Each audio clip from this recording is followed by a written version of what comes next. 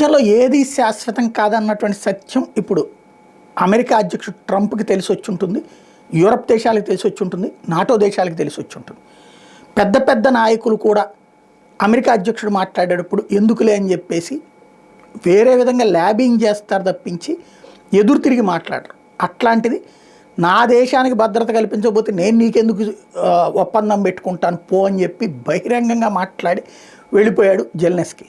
Open war అన్నటువంటిది భారతదేశం కాదు ప్రపంచ చరిత్రలో ఎప్పుడూ చూడలేదు ఈ తరహా వాతావరణం. గతంలో కూడా ప్రపంచం విస్తుపోయినటువంటి సందర్భం. రష్యా ఉక్రెయిన్ యుద్ధాన్ని ఆపేయమంటే ఇద్దరు ఆపేశారు. ఇక్కడ జరిగినటువంటి ప్రధానమైనటువంటి అంశం ఏంటంటే ఉక్రెయిన్ అధ్యక్షుడు జెలెన్స్కీ ఏమంటాడు, మేము మొదట మా దేశ రక్షణ కోసం యుద్ధం చేసాం, అమెరికా దానికి అండగా నిలబడింది అంటాడు. అమెరికా అధ్యక్షుడు ఏమంటాడు, అసలు నువ్వు యుద్ధం చేసినటువంటిదే ఒక తప్పు, లక్షలాది మంది ప్రజల జీవితాలతో చెలగాటమాడావు, ప్రపంచపు జీవితంతో చెలగాటమాడావు, ఎలా గెలుస్తాను అనుకున్నావు, అసలు అమెరికానే లేకపోతే కనుక నువ్వు 2 వారాల్లోనే నీ బతుకు బస్ స్టాండ్ అయిపోయేది, ఇంతగా అమెరికా సహకరించింది కాబట్టి ఇకపైన యుద్ధం ఆపేసేయి, అదే సందర్భంలో నీ దగ్గర ఉన్నటువంటి మినరల్స్ మాకు సగం రాసి ఇచ్చేయంట.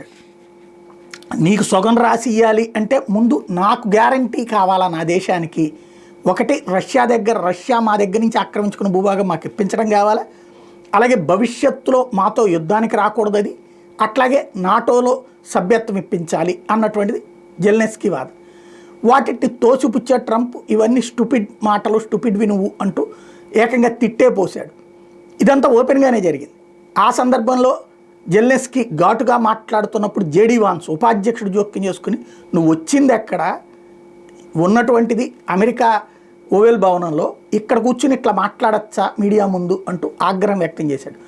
మరి ఏం చేయాలి, ప్రపోజల్ ఏంటి అన్నటువంటి తెలియకుండా, మా దేశానికి సంబంధించి ఏం తెలియకుండా ఎట్లా అంటూ జెలెన్స్కీ నిలదీసినటువంటి సందర్భం. ఇదంతా కూడా ఓపెన్గా చూసినటువంటి పరిస్థితి. ఓ రకంగా మా యుద్ధరంగంలో గెలుపోటములు వేరు, ఓపెన్గా అమెరికా అధ్యక్షుడు ఉక్రెయిన్ అధ్యక్షుడి మాటల వారు ప్రపంచం చూసింది.